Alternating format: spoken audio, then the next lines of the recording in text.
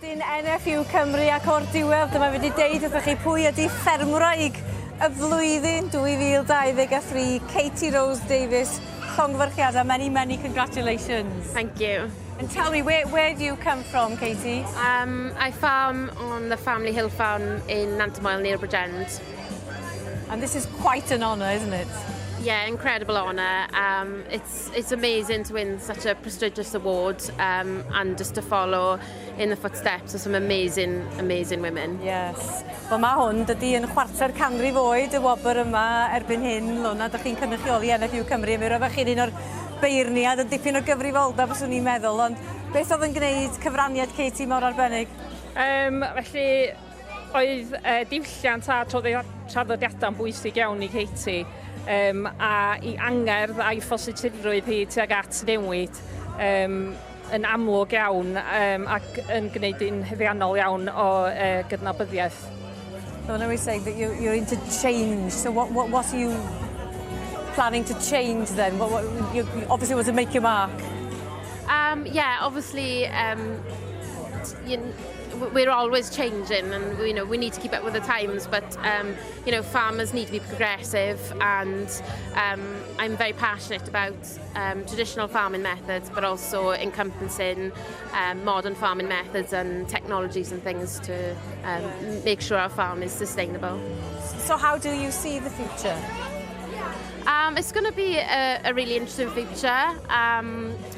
Obviously, everyone needs to eat, we all need food, and everyone seems to care more now about where their food comes from. They want to know how it's been produced, and I feel very passionate about educating people and young people and bridging the gap between the urban and rural communities, and ensuring everyone can make an informed decision on eating healthily and eating food from Wales. And who farms at home? So my mum and my dad, myself and my husband Tristan, and my 3 young children. That's quite a good team. Yeah, we work well together. And that's so important. Yeah, really important. We all bring something to the team, and we all have different roles. But yeah, it's really important. And who's going to be the boss after today? I think we know the answer to that question. I don't know about that.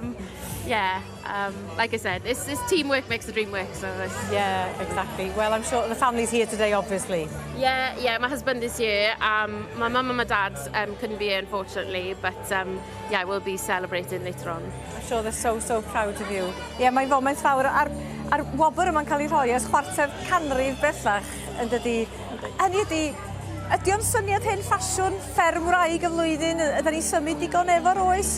Na, dwi'n meddwl mae cyfle myd amaeth i ddatblygu, a mae Katy'n brawf o beth sy'n gallu cael i'w brawf o beth mae'n gallu gwneud yn y diwydiant, a beth mae merched yn gallu gwneud o fewn y diwydiant hefyd.